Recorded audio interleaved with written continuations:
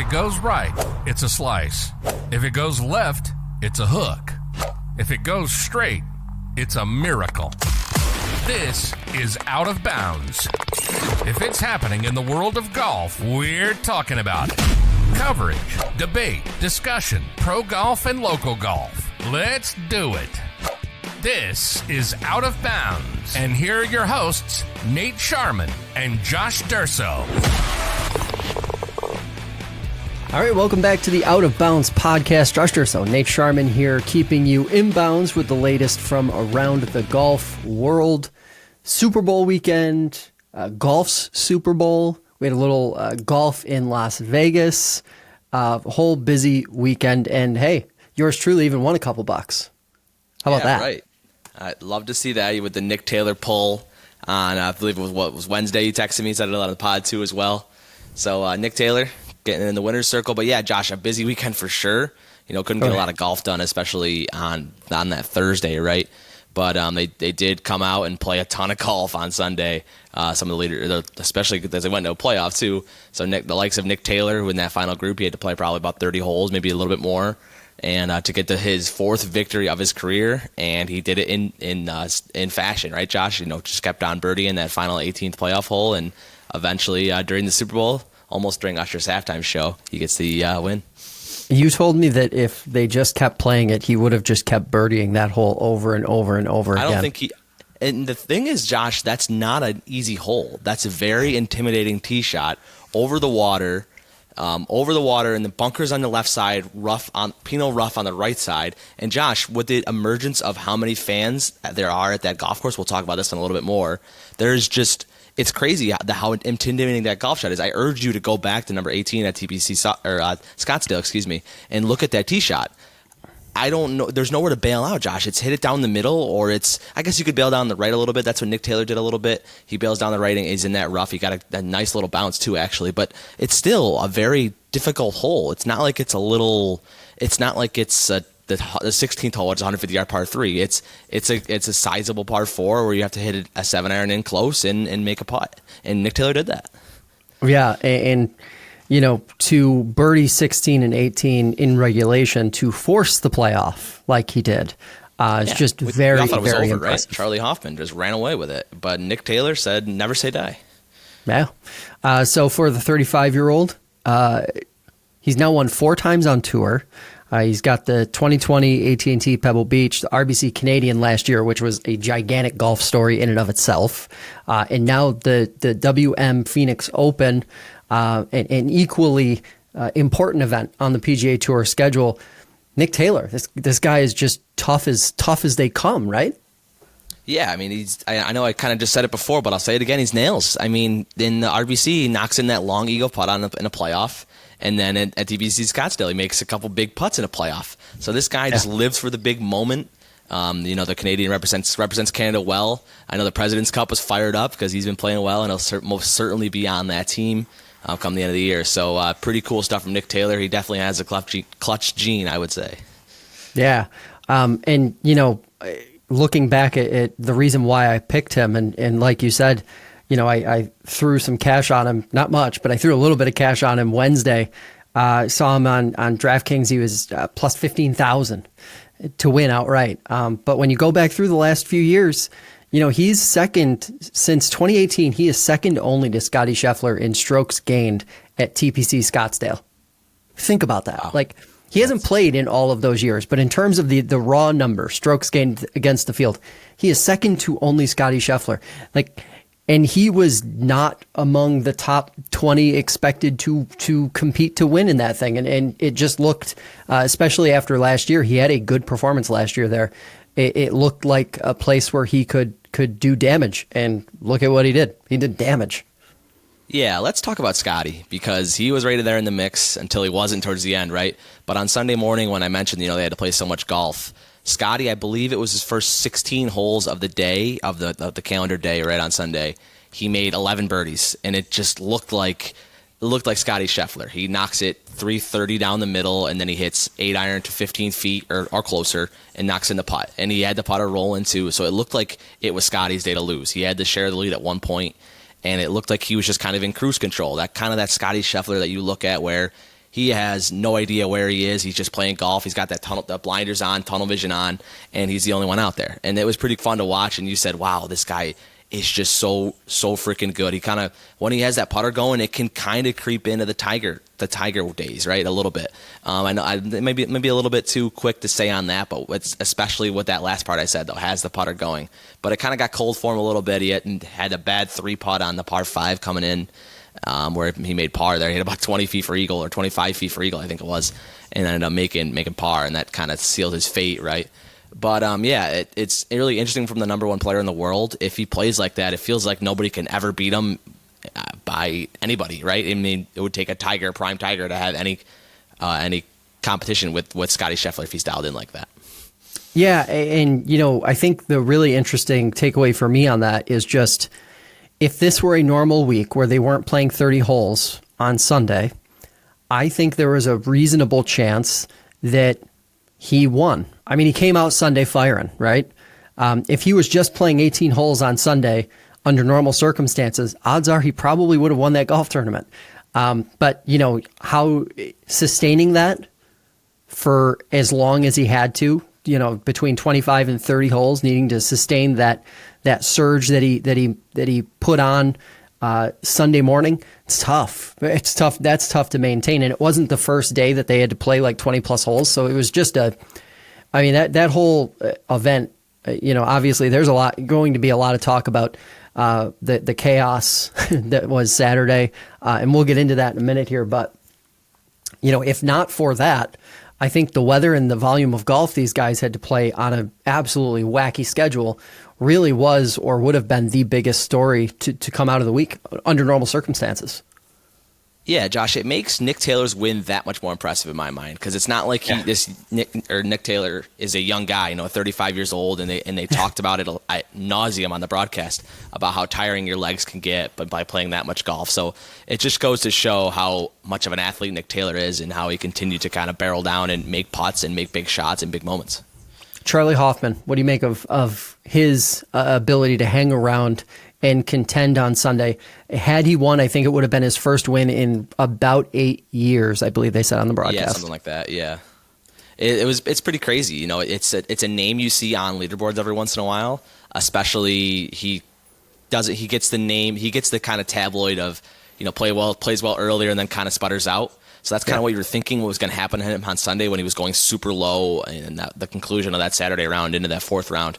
But then he just kept the foot on the gas pedal. And I don't think he definitely didn't play. He played well enough almost to win, in my opinion, very much well enough to win, in my opinion. Nick Taylor just played better at the time. And so pretty big props to Charlie Hoffman, and the waste management guy with the green glove played well at his tournament, I would say. Yeah. So let's get into the real story from this past weekend. Chaos at TPC Scottsdale. You had fans getting arrested. You had people saying there's too much booze. Pandemonium on Saturday. So let's get into some of these details. Billy Horschel, Jordan Spieth, and Zach Johnson all had various fan interactions that wound up going viral. You had the F-bomb by Jordan Spieth, who just looked absolutely befuddled in that moment. When the camera pans to him, he's pointing at the crowd, and he just is lost. Billy Horschel going to bat for another fan interaction. Zach Johnson getting into basically a argument with random spectators at the event. Lots of rain, boatload of alcohol. It was muddy. We saw a little bit of the mud and how that can really turn some of these golf courses into a mess for fans last year at the PGA. We had that rainy Saturday. So Sunday, I remember it being very muddy, and because of the hills and stuff at all of these golf courses, even though you don't see it on TV, they become really hard to traverse, especially after you've had a few beverages. We had criticism of the 16th hole coverage.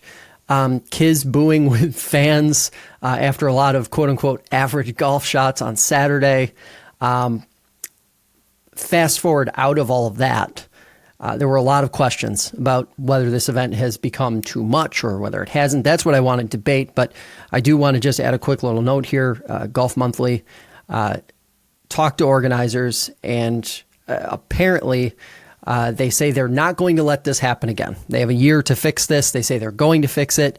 They're saying they're going to be, quote, complete operational changes in how they manage Friday and Saturday, the entire week as well. What do you think? What do you make of this past weekend? Is it too much? Is it not that big a deal? Does everybody need to like just chill for a minute? Like where do you sit on this?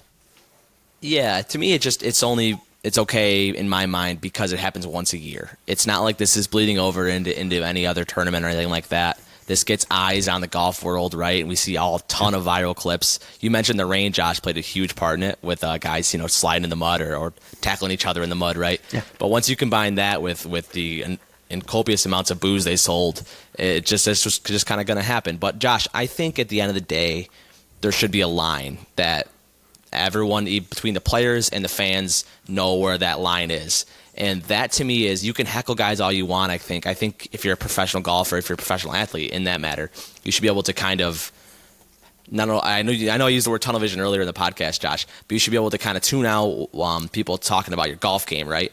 But then there's the people that yell during your golf swing, and that's a little bit of a tough thing for me because you have a guy that's, and in the Billy Horschel case, I believe it was a Monday Q guy he was defending, where this guy is just trying to make a living playing golf, and he gets a yell on his backswing, and that can really affect these guys. The thing that don't really matter to them are those constant noises, right, of a crowd murmuring if they're not all quiet or anything, but it's those sharp, loud yells in the backswings that can really affect these guys. And I know it kind of sounds soft to me to say that, but I think it really does matter, especially when these guys are playing for upwards of $9 million.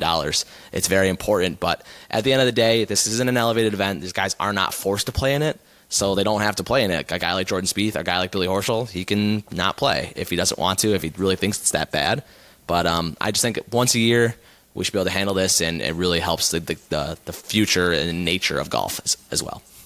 Yeah, so I think I have two parts to my argument, I guess. Part one is get security fixed. Like, get your gate operations fixed, because clearly that was a huge issue on Saturday. We don't know yet if it was an issue other days, but Saturday we heard reports that there were upwards of 500,000 people on the grounds. That's a lot of people.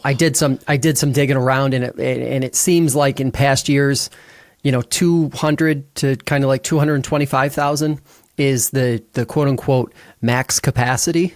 So when you're talking about I'll call it a breach, when you're talking about a breach of that extent, it's going to be impossible for anyone, any entity, any organization to manage that. You can't manage that. You can't manage 500,000 people in one day. I can't. But when it comes to the heckling and the people drinking and all that stuff, honestly, I just feel like everybody needs to get over it, because and especially the players, if we hear the players every week talking about, we want to grow the game. We want to make the game better. We want to grow the game.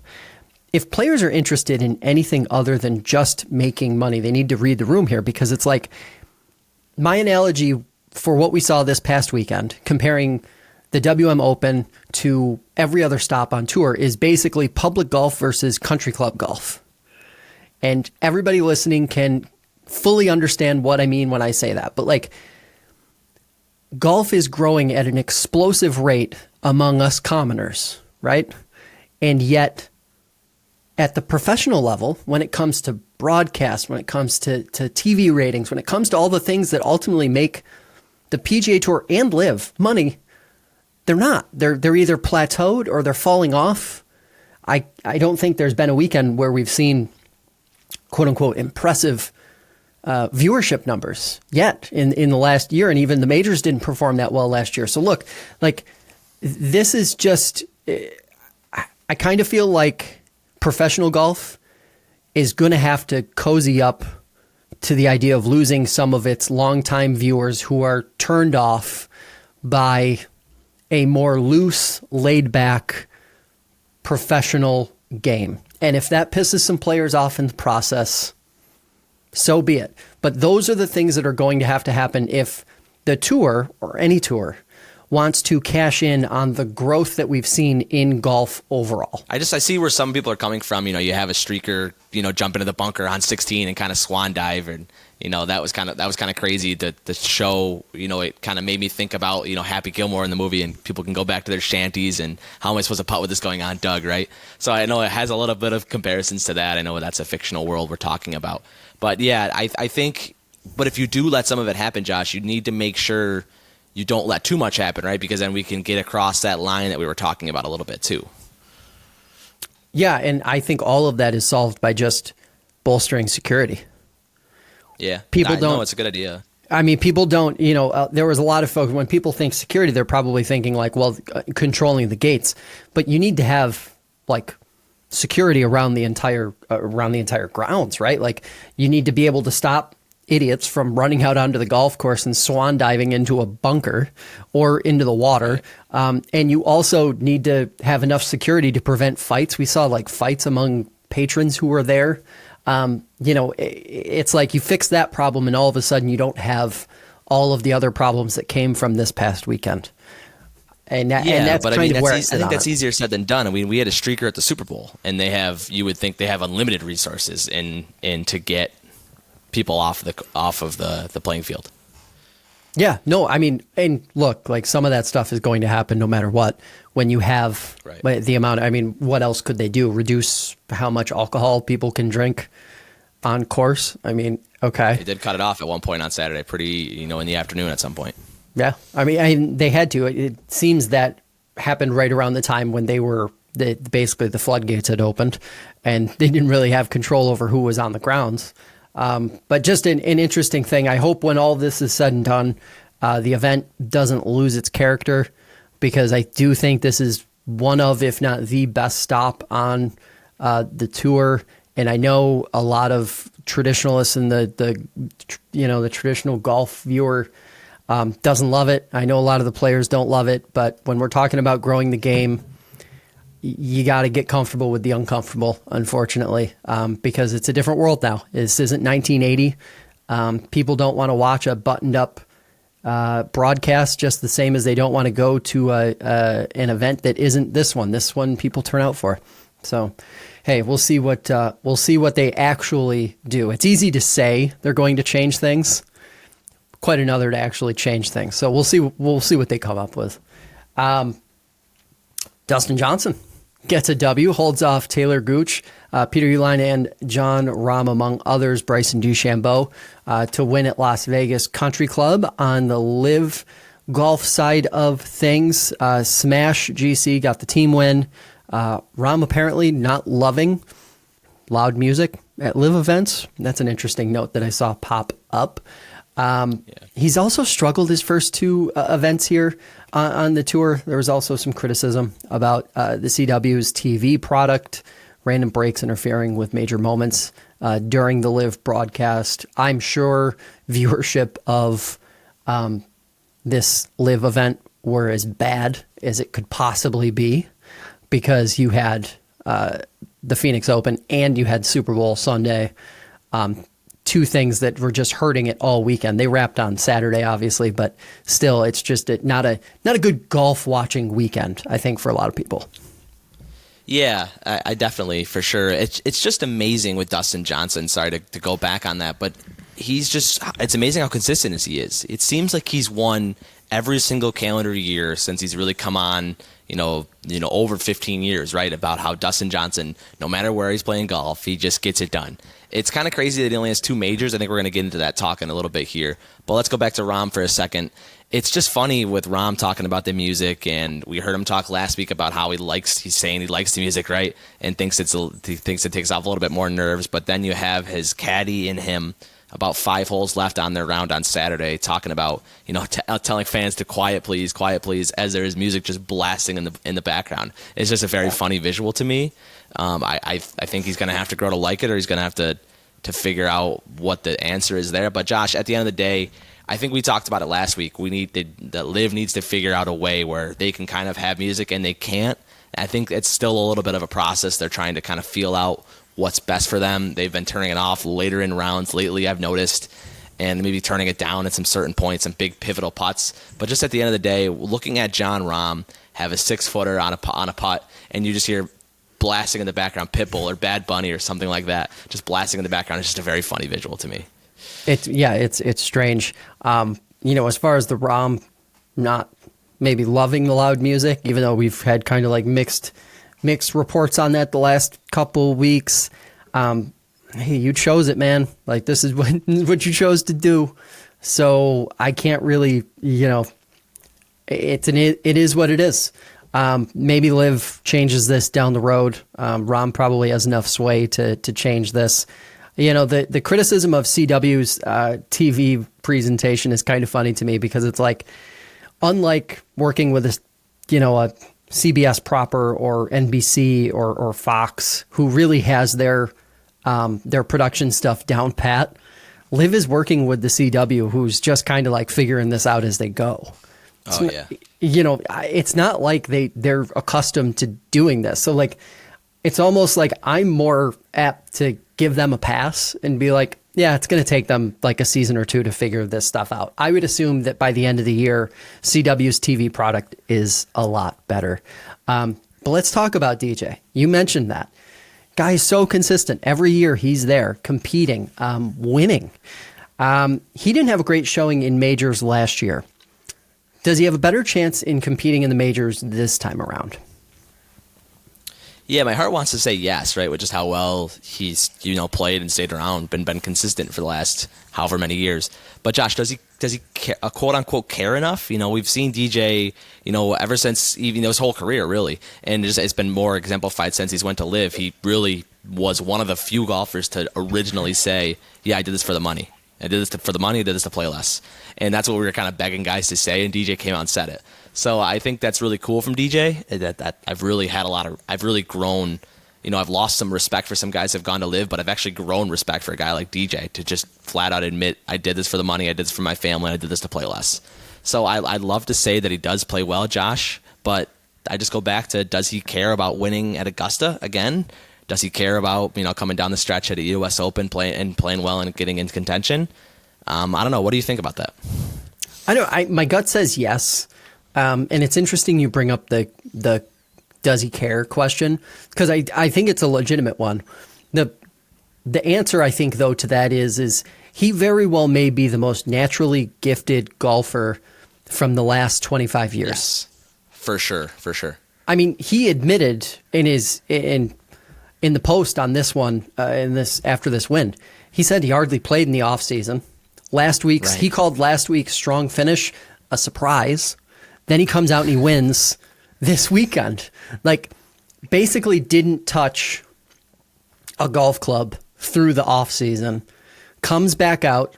He said he practiced quite a bit in between the two events, but who knows what that means for DJ, because maybe that means he played 9 holes 3 days. Like, maybe that's a lot of practice to him. Played in league. But, he said he focused a lot on his family during the off season. He spent a lot of time with his kids, obviously his wife. Like, he is just so naturally gifted that, like, no matter how poorly he's played in recent memory at majors, I feel like as long as he's still winning Live events, you have to like consider him to be like a top 10 favorite at the majors, because he can just show up and win. It's like, oh, yeah. He doesn't need, we see so many guys on tour who need warm-up events, who like they build their schedule around trying to peak at the time of majors. He can just show up and peak out of the blue. Yeah. That's interesting. Stone cold killer sometimes, yeah. It's crazy to me that he only has won 2 majors, Josh. It's so wild. Feels like a guy that could have won more. He had some really tough moments, especially that 3-putt at Whistling Straits about 5 years ago in the U.S. Open, or more than that. That was kind of tough. So he's had some moments where he could win more. Josh, I just think it's so tough. I know we talk about this all the time, and recency bias is a thing, right? Where we talk about guys contending in majors. I don't know. I don't necessarily see Dustin Johnson contending in majors, but I could very much be wrong here in the year 2024. Yeah, it would be interesting, because he's also kind of at that age where he's past his prime. He's at a point now where he's on the downswing in his career, we assume. And to your point, for Dustin Johnson, is there a downswing? And to your point, that does he care element, if he comes out and he is contending for the lead on Thursday at the Masters, and that leads into a good round on Friday that keeps him in the mix. I think that would set up a different weekend for him than if he goes out and barely makes the cut or doesn't play that well on Thursday, and all of a sudden the rest of the weekend is kind of looking like this insurmountable thing. I think the does he care question comes up and is a lot more relevant then. Right, for sure. He's won at Augusta before. He doesn't need the money. He's playing the majors because he wants to, right? So I wouldn't put it past him to play well at Augusta. I think he's got the best chance there just because he's won there and he's comfortable there, right? But yeah. I don't think I would bet on him, contending in this coming up majors. Yeah. I know we don't have it on the script, but we need to talk about it before we get into the Genesis, previewing the Genesis this weekend. Sunday Red, Sunday Red, Tiger's new apparel brand, was unveiled, I guess this morning now. We're recording on Tuesday. Thoughts on what you've seen so far? We've seen some snippets on social media. I've seen a couple promotional videos. Not a lot to go off of, but what are your initial thoughts on this new brand that Tiger and TaylorMade are launching together? Yeah, anything Tiger Woods does is cool. I think he could put any sort of logo on any sort of shirt and it would sell millions, and I'd probably wear it too. So it's just Tiger Woods being around something is that cool. I'm not a huge apparel guy, so that's not something huge for me. But just the whole Sunday Red thing with Tiger is just a really cool phenomenon. The fact that he's wearing Sunday Red for almost his entire career, and he's been a stone cold killer throughout it, is pretty cool, and it was a lot of fun to watch some of the discourse this morning. But Josh, I don't really love the logo. I think just the regular TW logo is really cool, but I get why they had to go with this one. But yeah, we'll see what happens with it. I'm interested to see. I'm actually more interested, Josh, to see what Tiger wears during his 4 rounds this week at the Genesis than this morning. Yeah, you would assume that the folks at TaylorMade and those folks who created this new brand put a lot of thought into the launch and what he's going to be wearing this weekend to showcase it and show it off. Sure. Like you and I were talking this morning, man, the apparel game in golf is such a crowded market, and I think it's so hard to stand out.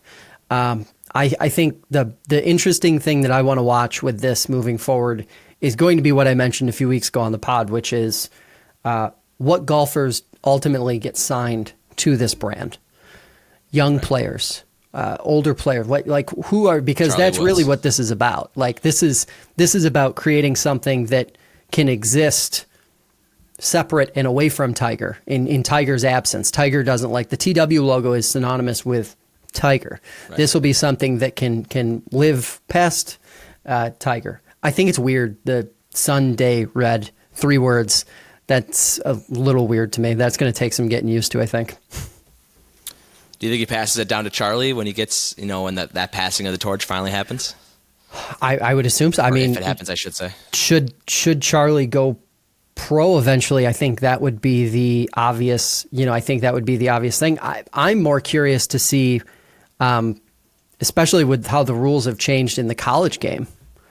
How does Sunday Red make a splash at the college level? Because I think that's where, if you're an apparel brand, that's where you want to grow. You want to grow among that youngest demographic. You want to sign some college players, not just the ones that are about to turn pro, but some brand ambassadors, so to speak, at the lower level, that you can really start to grow this thing beyond the traditional fans who are just going to flock to this thing because it's Tiger.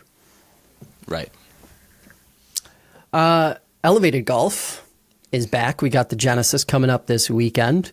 Obviously, last weekend was such a popular event that it's going to feel like a continuation in some ways, but we've got a packed field. We got the usual suspects leading the way in terms of who's expected to play well. Scotty Scheffler, Rory McIlroy, Hovland, Schauffele, Cantlay, Homa, Morikawa, Hebert, Thomas and Burns. They are the top 10 on DraftKings as of this morning. Anyway, those odds might shift a little bit, but I don't think you're going to see any of those names shift out, especially after this past weekend. Most of those guys who played this past weekend played pretty well, with the exception of maybe Schauffele back. I know he withdrew last week with that little injury. it seems like he's back. He's still listed. He hasn't withdrawn yet. Maybe it would be a closer to last minute decision. Vic's an option too to look at that too. I know he didn't play last week. He withdrew as well. Yeah. Just a quick note, I guess, for anybody curious. Nick Taylor, his odds have improved from last week's event. He's only plus 11,000 to win. So anybody who's feeling frisky enough to throw a little change on that, hey, his odds are better than Tiger's. Tiger's odds plus 13,000. He's pretty much sitting equal to the likes of Lucas Glover and Charlie Hoffman, which probably feels like a bit of a low moment for the big cat, because when I think of those other two guys, I do not think of Tiger Woods. Who we picking? Who do you got? I think I would be hard-pressed to not pick a guy like Justin Thomas. He has played some really good golf over the past, I don't know what you want to call it, a couple months. You know, he played well in the Ryder Cup, played well in those PGA Tour fall seasons, and then you look at his stats so far in the 2024 season. He's played 3 events. 2 of the 3 he's in the top 10, and the one he's not in the top 10, Josh, he's T12 at the Phoenix Open. So it's just amazing how Justin Thomas has really resurrected that really poor year he had last year and has played really well, especially on the PGA Tour this season. And it's just a guy that his name's been around, so he's going to win soon, and it's going to be interesting to see. So I'll be backing him. He comes in around 16-1, I think. So let's see the Alabama kid get a win over at Riv here in California. Yeah, and such a tough golf course. A golf course that tough. Holds absolutely no prisoners. So look, I think it would be very easy to pick one of these guys that are in the top 10. Scotty Scheffler, like you alluded to earlier in the show, man, he could just go out and put on a clinic and wind up, 18 under and win this thing by 6 strokes. Who knows? I don't think anyone would be surprised. Yeah, no, absolutely not. I am curious to see how Rory plays this weekend. It's sort of, I think of this as kind of like the beginning of the season for a lot of these top tier guys who I think will be competing for the FedEx Cup at the end of the playoffs. So I'm really interested to see how Rory comes out this weekend. But my pick's Denny McCarthy. Looking back, I'm using the same philosophy I used last weekend. Looked at that old strokes gained stat for this event in the past few years, and he hangs around there. He's in the top 15. And I think at plus 8,000, that's a value pick. So if you're looking for somebody who's outside of that, that normal top 10 window to win, we've had a lot of those winners this year, by the way. A lot of guys that have come from a lot of long shots this year. So if that trend is to continue, maybe it's Denny McCarthy. Oh, I love that pick, Josh. A big Denny McCarthy fan over here. Really, really good putter. And you've taken a look at those strokes gained numbers, and they've been good here, Riv, for him. So I like that pick. I watched Denny get that putter hot, and he doesn't miss. He fills it up. Yeah. Here's a question that I didn't put on the thing, but I do want to ask. When you're looking at those guys that are in the top 10, those top 10 favorites, who out of that crop would a win this weekend be most significant for? Most significant for, I think Cantlay. I think you're still looking for those big wins out of Cantlay. I mean, he's played well in a lot of big events, but he doesn't have a lot of huge wins. Maybe that you can argue, you definitely can argue that the season long wins that he has are very important. But he's still looking to stack up those wins. He comes in the top 10 a lot and plays really good golf. But especially with the way Cantlay has kind of taken the reins on the PGA Tour and been very influential in that, I think that plays a factor in it. We saw a guy like Rory McIlroy last year who was doing a lot of poster boying for the tour, and he didn't play his best golf until he just kind of stepped back from that and started to play better on the course too. So I'm kind of looking at Patrick Cantlay to see how he plays this week. How about you?